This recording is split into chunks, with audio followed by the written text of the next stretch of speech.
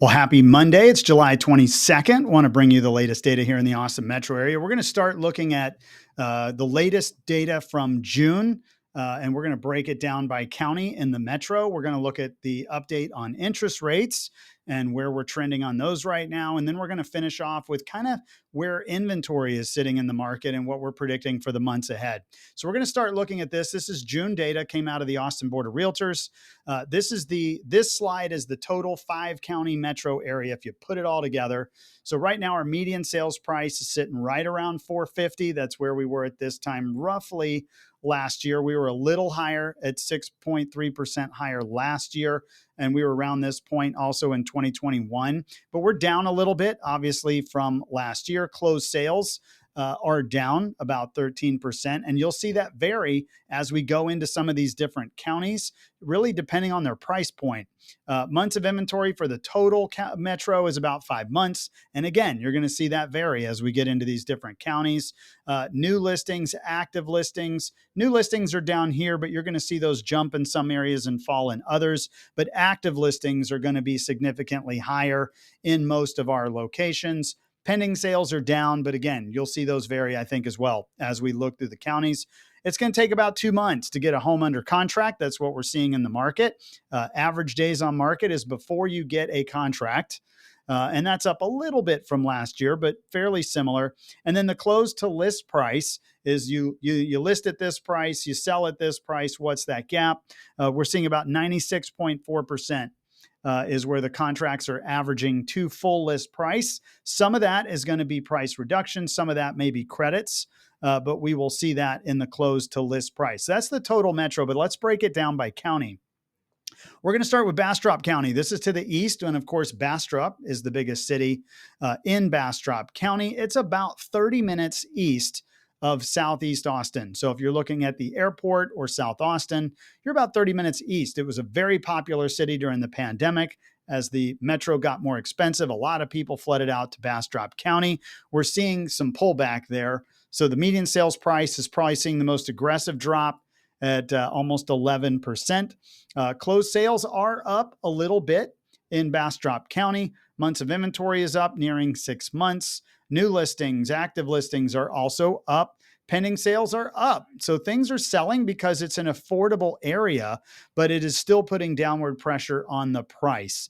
And so while you have more sales, you're still seeing the price get a little more pullback there. Average days on market is much longer. It's 3 months on the market versus 2 months on the market on average in the metro.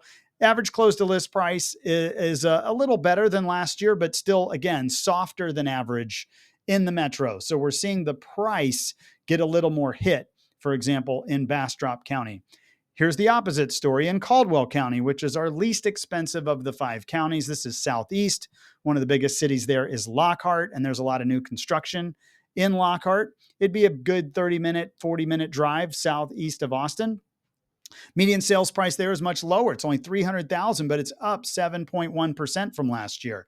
So they're seeing, because it's super affordable, you're seeing people flock there to buy those properties. And of course, they have new construction, which means you have incentives. Closed sales are up 45%. Months of inventory is only 3 months of inventory. So this is probably our tightest area in the market because it's the least expensive. New listings, active listings are up a little bit. Pending sales are up 25%. So they're seeing a lot of activity in Caldwell County. Average days on the market is below 2 months, but the close to list price is actually a little softer. And maybe that's because there's more incentive to sell those properties there. So what's happening in Caldwell is we're seeing the price go up a little bit, yet their median sales price is still the most affordable in the metro area. This is in the city limits of Austin. So this is not Travis County, which is wider. This is just the city limits of Austin.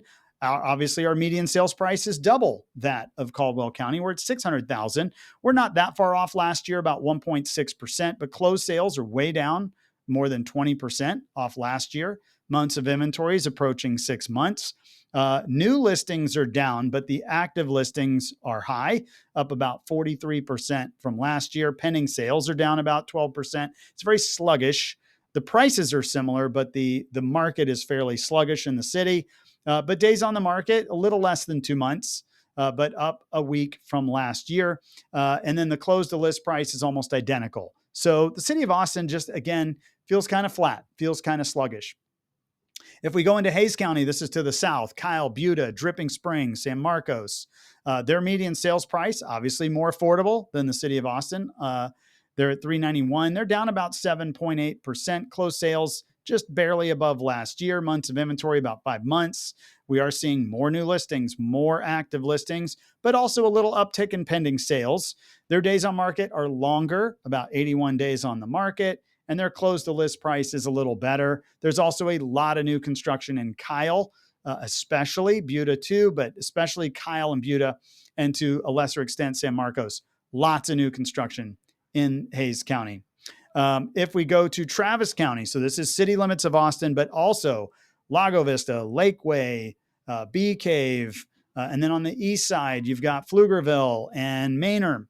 So you're at Del Valley, you're going to have a lot of other communities that come into Travis County. The city limits was 600,000. The county's 525 median sales price, down a little bit. Closed sales, again, down almost 20%. Months of inventory, very similar, 6 months. New listings are down, but of course, active listings up 30%. Pending sales down 10%. Days on market, about 2 months. And of course, the close to list price is higher. It's a little more solid at 97%. If we go into Williamson County, this is where a lot of activity takes place.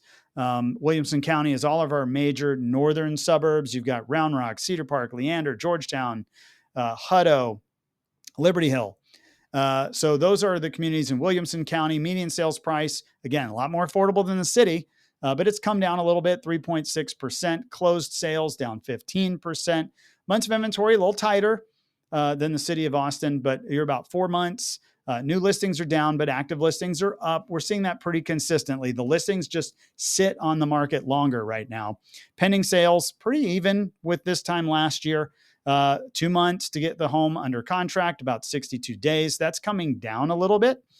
And then, of course, your close to list price tightening up just a little bit. So we're seeing over the long course of the market, most areas are seeing the close to list price get a little tighter. Yes, prices are softening. That has to do with supply and demand. We have a lot of supply and demand is okay, but it's not great. And so that's making a lot of listings have to lower their prices to attract the buyers that are in the market. But as they shop and compete, we're seeing the pricing firm up a little bit. So that's kind of the high level that we're seeing in the market. So I'm going to switch over here. Let's talk about interest rates. So if I look at today's mortgage rates, we're about 6.89 right now. That's good. We've been under 7% for about a week and a half.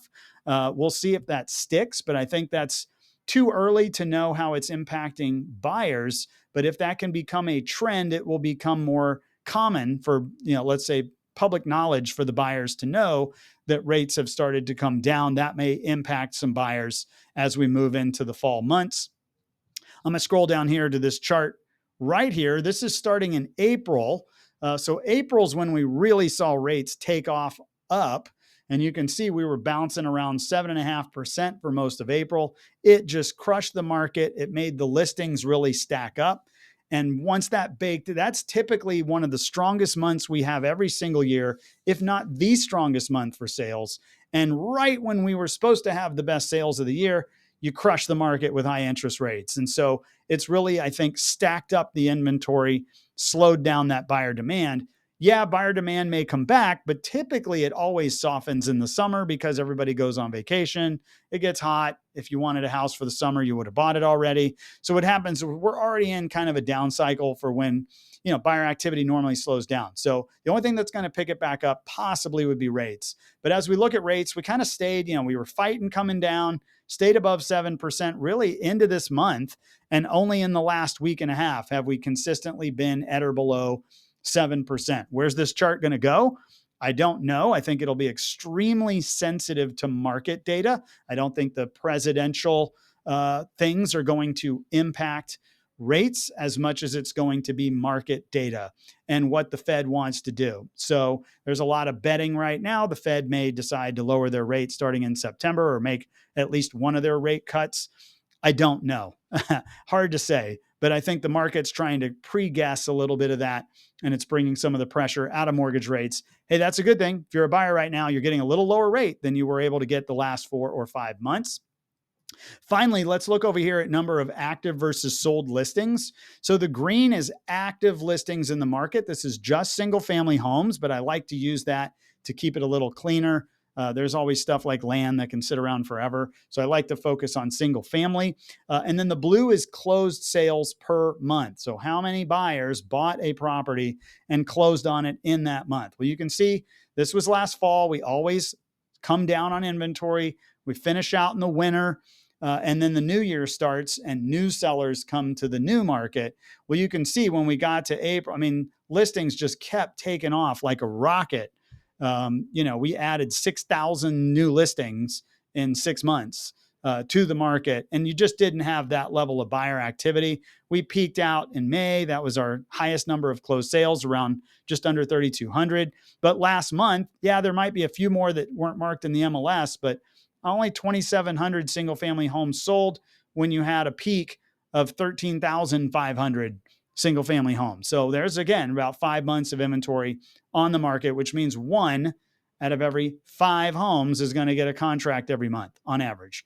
So not a lot. That means 80% of sellers are not going to sell their house in a given month. So that gives you an idea. But what we're starting to see as we move into January, we might have peaked. We might be on the downslope, just like we were last year. This didn't hit until September last year. This year, we might be peaking a little early. We'll see. I think sellers would like that. But look how much higher we are now compared to where we were at the peak of last year. The highest we got to last year was 11,500 single family homes. We're at 13,000. That's 2,000 more homes for sale than we had at the peak last year. So that's just a lot more supply. We're going to have to get more buyers engaged in the market to start buying that supply, or else you're going to continue to see price softening in the market. I think this is a lot of it temporary, but it's still going to take a little bit of time to weed through the market until we get to a point where more buyers are excited about the rate or the long-term prospects. And then you'll see that flip a corner. We'll see if that happens this year or if that happens next year. Anyways, if you are a seller right now, you have a tiny amount of tailwind, but not much. Obviously, we're excited to see rates start to come down. We're excited to see inventory start to peak off. But we're also, if you come down here to blue, we're seeing buyers taper off too. So it could end up being a fairly sluggish fall. We're going to have to see how that plays out. However, if you're a buyer right now, this is a window of opportunity where you have a lot of inventory to look at, 2,000 more homes than last year to look at in the market. You have rates starting to soften. And I'm telling you right now, you don't have a lot of competition. So if your goal is to get a property when you don't have a lot of competition, this is your window. You can wait till they all come back. My guess is you will see prices start to rise at that time. Anyways, I hope this information is helpful. If you want to follow these videos each and every week, make sure to check out our YouTube channel at Ryan Kelly Group. Click on that subscribe button, and you can follow these videos each and every week. And of course, if you know somebody looking to buy, sell, or invest in Austin, I think it's a great time. We would love the opportunity to talk with them. Hey, I had a jury duty summons this morning, and I had a really close chance of having to get stuck on a trial all week. I wasn't picked for the jury. I'm very thankful I get to be here with you and at work this week. So if you want to chat this week, would love to. Otherwise, enjoy your week. We're looking for some rain. That would be nice to keep our temperatures cooler. And I'll talk to you next Monday. Thanks.